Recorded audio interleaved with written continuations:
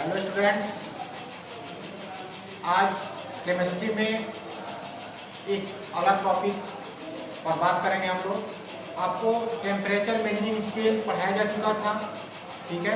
कुछ टॉपिक्स आप पहले पढ़ चुके थे, जैसे vaporisation, boiling point, freezing point, melting point, ये सब चीज़ें आप तक पहुंच चुकी हैं, आप पढ़ चुके हैं। उसी के प्रोसेस में आज का जो लेक्चर है वो है लैटेंट हीट पर। जब किसी भी मैटर को आप हीट करोगे तो उसका टेम्परेचर इंक्रीज होगा, ठीक है।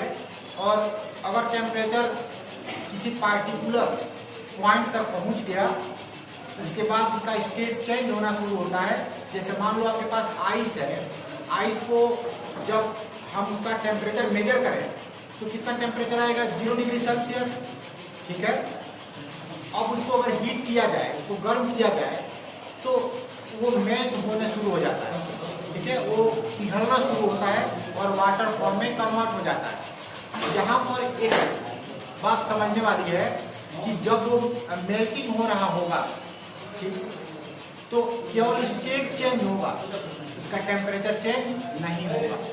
इसका मीनिंग क्या हुआ कि किसी भी आइस के ब्लॉक को अगर हम हीट करें तो जो भी हीट सप्लाई कर रहे हैं हम लोग, जो हीट वो रिसीव कर रहा है, वो हीट सिर्फ एक ही काम करता है, उसका स्टेट चेंज करना, ना कि उसका टेम्परेचर इंक्रीज करना।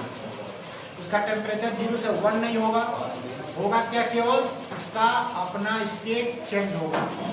तो इस बात को आप दिमाग में रख लीजिए कि किसी भी आइस को हम कुछ टेम्परेचर दिए, कुछ हीट एनर्जी उसको सप्लाई किए और केवल उसने अपना स्टेट चेंज कर लिया विदाउट इंक्रीजिंग एनी टेम्परेचर। बिना किसी टेम्परेचर में इंक्रीज हुए अपना स्टेट चेंज कर लिया, तो जितने हीट, जितना अमाउंट में हीट उसको आपने दिया हुआ है, सप्लाई किया हुआ है, उस अमाउंट को नाम देंगे हम लोग लैटेंट हीट। क्या नाम देंगे? लैटेंट हीट, ठीक। इस लैटेंट हीट का जो काम है ना, केवल स्टेट चेंज करने का होता है, ना कि टेम्परेचर को बढ़ाने का होता है या टेम्परेचर में चेंज करने का, ऐसा बिल्कुल नहीं, ठीक।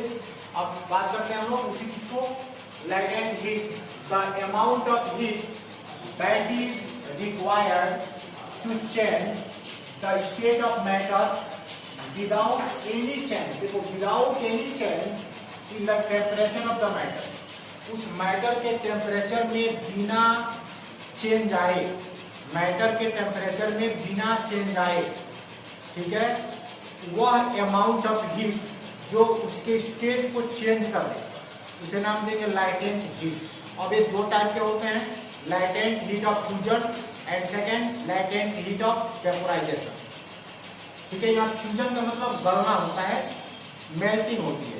तो अब यहाँ पर आप बिल्कुल फिगर में देख सकते हैं, मान लो इस क्यूब है, इसका अपना कुछ मास हो सकता है, 1 किलोग्राम, 2 किलोग्राम, ठीक है, कुछ हो सकता है।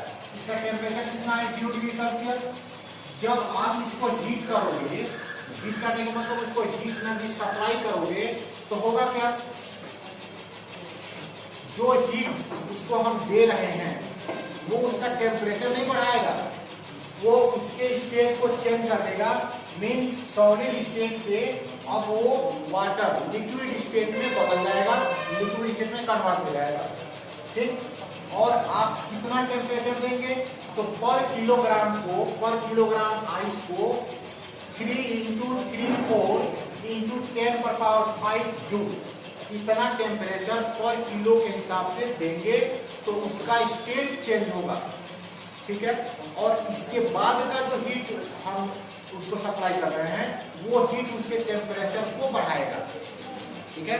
लेकिन इतना अमाउंट ऑफ हीट उसके स्टेट को चेंज करने में काम आएगा। इससे ज्यादा अगर आप हीट देते हैं तो उसके टेम्परेचर को बढ़ाएगा, 1 डिग्री हो सकता है, 2 डिग्री, 3 डिग्री, वो हीट पर डिपेंड करता है, ठीक है। तो जितना हीट, जितना अमाउंट ऑफ हीट इसके स्टेट को चेंज करने में काम आएगा, उसको बोलेंगे लैटेंट हीट ऑफ फ्यूजन, ठीक। आप उसको डिफाइन कर सकते हो, the amount of heat that is required to change solid into liquid without increasing the temperature is called latent heat of fusion. Temperature में बिना बदलाव किए, टेम्परेचर को बिना बढ़ाए, ठीक है, वो अमाउंट ऑफ हीट जो सॉलिड को लिक्विड में कन्वर्ट कर दे, चेंज कर दे, उसे बोलेंगे लाइटेंट हीट ऑफ फ्यूजन। अब इसका आइस के लिए देखिए, आइस के लिए इसका वैल्यू कितना होता है 3.34 into 10⁵ जूल पर किलोग्राम। 1 किलोग्राम के लिए इतना इसको एनर्जी दे रहा है, ठीक। अब हम बात करेंगे लैटेंट हीट ऑफ वेपोराइजेशन।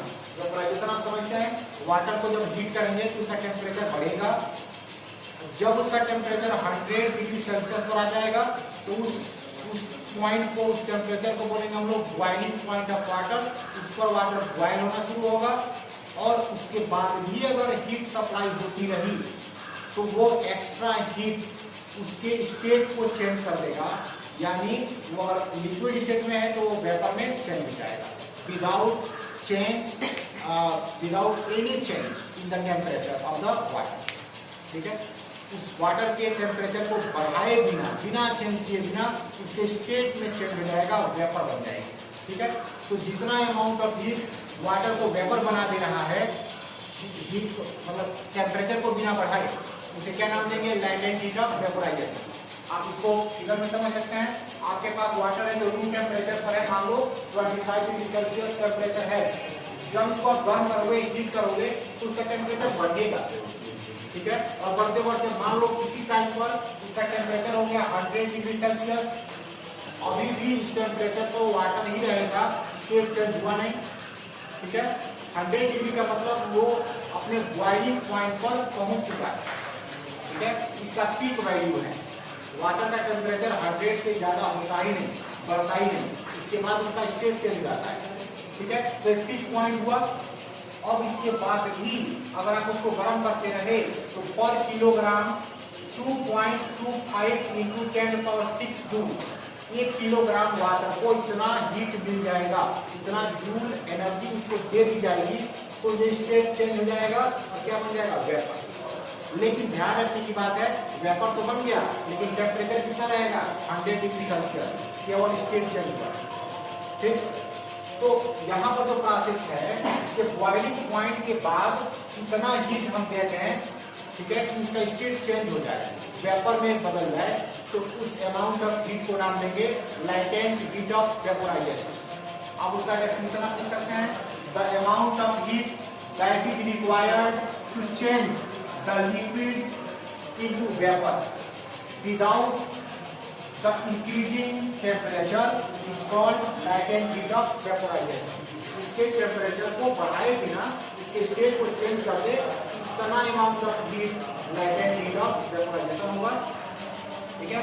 और वाटर के लिए इसका वैल्यू कितना होता है 2.25 into 10⁶ जूल पर किलोग्राम। 1 किलोग्राम वाटर जो बॉइलिंग पॉइंट पर है, इतना जूल एनर्जी सप्लाई कर देंगे, इतना हीट के फॉर्म में सप्लाई कर देंगे, तो उसका स्टेट चेंज हो जाएगा 1 किलोग्राम वाटर, ठीक है। वैसे अगर 2 किलोग्राम वाटर है तो इसका डबल, अगर 3 गुना है, 3 लीटर है या 3 किलोग्राम है तो इसका 3 टाइम्स, इतना गुना करते जाएंगे और उतना एनर्जी हमको देना पड़ेगा हीट फॉर्म में, तो स्टेट चेंज होगी, ठीक है। आप इसको फेयर पर ठीक से लिख लीजिए, उसको तैयार करिए। जो भी डाउट है कमेंट बॉक्स में कमेंट कीजिएगा और उसका हम सॉल्यूशन आप तक पहुँचा देंगे।